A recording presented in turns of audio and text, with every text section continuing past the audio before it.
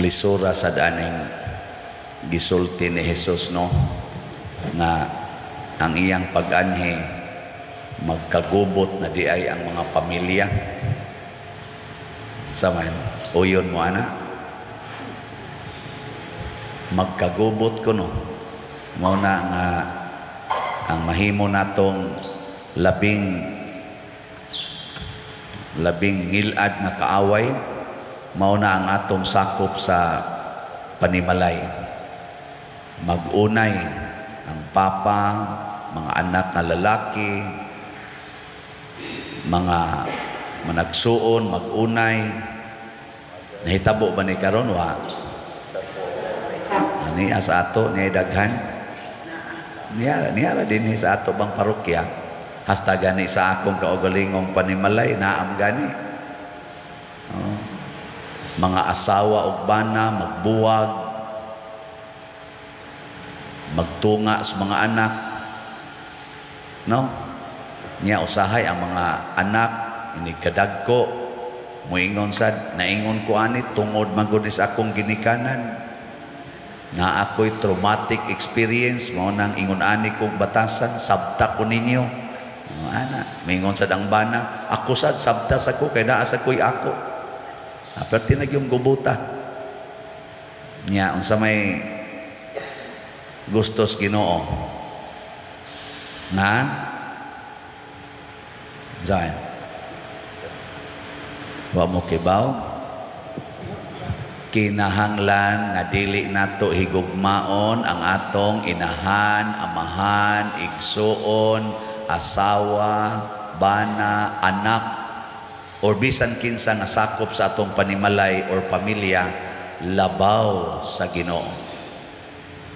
Muna kung mahigugma na ka sa imong igsuon labaw sa Ginoo, moabot yung panahon nga di na ka maminaw sa pulong sa Ginoo, maminaw na ka sa pulong sa imong igsuon nga nagsigig daot nimo. Nya inigsigig niya daot nimo kay naminaw man ka, masuko sad ka. Perti na yung awayan, no? Pero di ka maminaw niya, maminaw ka sa Ginoo, unsa may isultis Ginoo. Niingon siya diri ay paimna ang giuhaw, pakana ang gigutom. Ra, simple kayo. Ayaw panalipdi ang imong kinabuhi. Pagpakamatay lang aron ka mabuhi. Kay matod pa diri ang ang dili mo pasan sa iyang krus ug mosunod kanako, dili angay kanako. Mao na isultis Ginoo, dawata lang na imong igsuon nga buangon kaayo. Dawata lang ang imong bana nga adik kaayo. Dawata lang ang imong asawa nga hinglaki kaayo. Dawata lang ng imong ginikanan nga himunog kaayo. Dawata ng imong anak nga tapulan kaayo. Pakana lang na kung gutomon. Ayaw na paningkamot nga mabuhi na. No? Sige, lingya imong tupad. Yung nasakto ka ng wali pader. Yung nasa imong unahon, nasakto na. Ang uban, wagin mulingi. Mao na, mga yawan o na kayo mo karon, luos lang tagpasangil. Kanabitang akong magpa-counseling nako, niya magsige nagpahungaw sa iyang gibati nga kaguol, kahadlok. Usa lagi akong tubag, mingon ko, andam bakang magpakamatay para sa Ginoo. Mingon ganing dili, nako, di natapadayon og counseling. Human na. Di ba? Pero moingon ka ayo, yes, padir, andam ko magpakamatay para sa Ginoo. Kani, padayon tag istorya. Atong istoryahan unsaon pagpakamatay para sa Ginoo. Ayaw gyud laom anang tao. Laom sa Ginoo. Sa tuitubag nato sa Salmo. Ang atong hinabang wa gyud moingon anaa sa ngalan ni Father Siano. Ang atong hinabang anaa sa ngalan sa Ginoo. Ayaw gyud lao man ang tao. Ana, gilingay mong tupad. Inasugod karon ayaw naglao man ang imong kuyog sa balay. Nagtuo ka nga maunay makahatag nimo kaluwasan or hinabang. Oy. Ako daghan man kay kong mga tao nga nagtuo ko nga mo'y mutabang sa atong mga projects dinhi. Pero pastilan na agi pipila nga di na gyud mo patimaw. Bisa na lag mangumusta, bisa na lag moingon pader. Musta naman imong project diha. Wa gyud. Pero galaom gud unta ko ana nila. Unsa may akong gibuhat, ampos Ginoo Lord, unsa may akong buhaton, ang Ginoo baligya lag sila. Aron ang mopalit, maorasay malangit. Ang di mo palit, adi sad malangit. Sige tagbaligya diri sila. Tanawa di ba? Nahuman-human gid ato mga project, di ba? Awasan mo na malit. Sige lang mo simba din di mo mamalit. Na siya, ayaw glao man ang tao. Ang akong gilauman karon, ang Ginoo nga mutandog sa kasing-kasing sa mga tao nga iyang gustong patabangon sa ato dinhing panginahanglan. Kay isip pare, isip inyong parish priest, wa man jud ko'y mahimo kun wa sad mo. Nya di sa gyud ko pwedeng mutandog sa inyong kasing-kasing aron mutabang dinhi sa akong plano kaning giagrihan nato nga mga proyekto. Kung wa ang gahom sa Ginoo, kinsa ko kung mutandog sa inyong kasing-kasing, di ba? Pero pastang biliban ako sa Ginoo, tandog yung mga kasing-kasing. Kinsa may nitandog aning mga kasing-kasing sa mga tao nga dili lang taga dinhi, di sad pirmi in taong makasimba dinhi, kay tuan nagpuyo sa laing mga lugar nga layo dinhi, pero sige silang paambit sa ilang mga grasya. Kinsa may mitandog ana, ang Ginoo. Nya unsa may akong buhaton, isip inyong pare, hibaw mo kunsa, wa mo kibaw, wasan kinahanglan di ginanako ang konon nga ako na.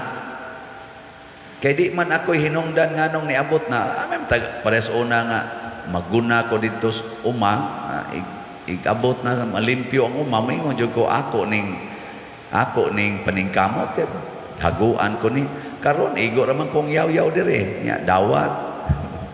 Di ko ni ang konon.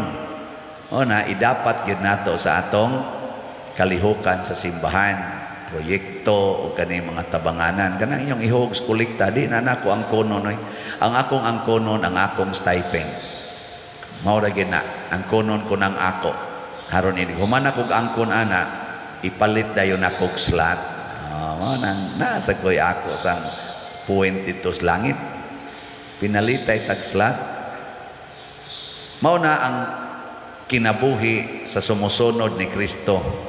Dili mangangkon na kitay tag-iya. Ayaw ang kuna nga ikay tag-iya sa imong panimalay. Aron kon gubo na sa imong bana, di ka masuko sa imong bana. Wa man ka mangangkon. Ayaw ang kuna nga imo ng mga anak. Aron musuyop na din anak mo tahod nimo, di rasad ka masuko. Kay wa man sa ka mangangkon nga imo ng anak. Labaw tanan ayaw glaom anang maong mga tao nga mao imuhatag nimo og kaayuhan. Sama ana mga inahan, amahan, mulaom sa mga anak nga mauunyay mo sana mo lampos og eskwela, makahawas sa ilang kalisod. Paningkamot mo eskwela dong, dai paningkamot mo eskwela aron makatabang mo sa atong kalisod. Ayaw ano binuang na. Ako bitas una, ingnan mis among amahan og inahan.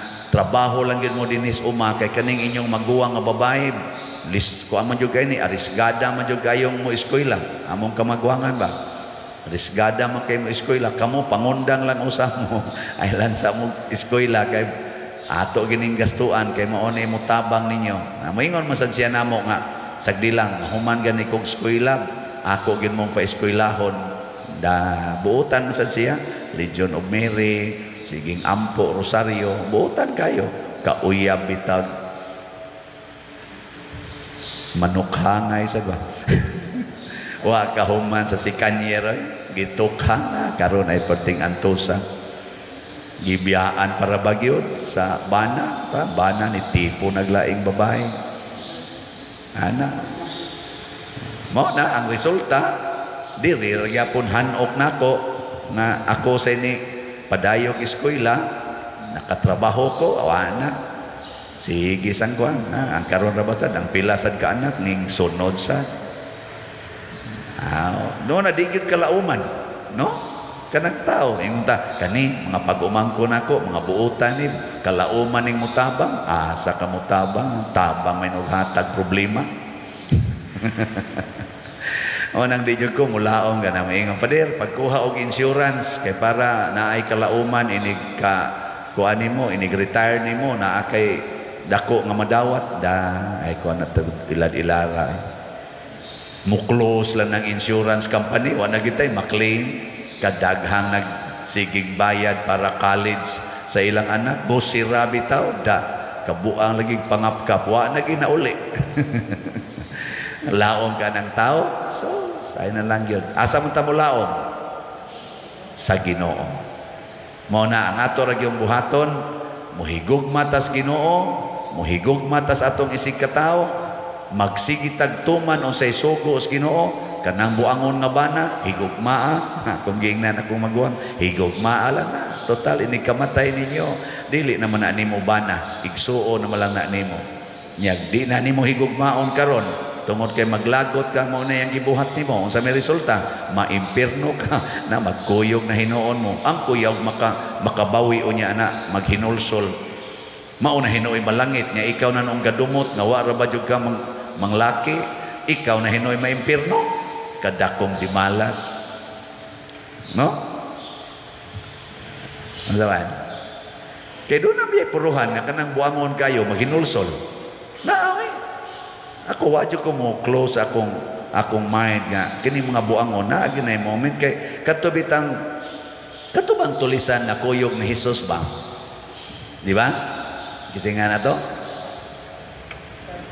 duham to kabo si Dimas og si Istas katong diha sa iyang dapit siyang wa mag-usab pero katong dapit siyang tuo buangon masad to parihara man to silang buangon nagbag-o man naghinulsol pastilan giing nagditsong Hesus karon dayon kuyog kanakos paraiso mo na akong mo sa nay gusto ni Kristo ayaw gyud i-close ang imong hunahuna o kasing-kasing sa paghigugma aning mga buangon nga naman kandidato gyapon nas langit sila basta magbag-o anytime nga magbag-o na sila malangit day na ikaw nga nagdumot nya perti nimong binuotan sud pila ka tuig pero nagdumot ka na ikaw na noy mailis ngadto sa impierno mo nang kawad-an na noon tag kinabuhi nako ang kapit sa imong bana magkalisod tabangi yun why daghang sige pagsubay-subay mao ni naingnan akong bana ni biya nako ayan na lang tabangi kung nasakit siya nya kinahanglan abunuhag dugo nya pariham og type og dugo pagpakuhag dugo iabuno para mabuhi ng kabit sa imong bana no samtang magkuhag dugo isa hasta dugo sa kong bana gikuha hasta ako kuha man ngilingay mong tupad nga mo donate kag dugo sa kabit sa imong bana or kabit sa imong asawa mo donate kag dugo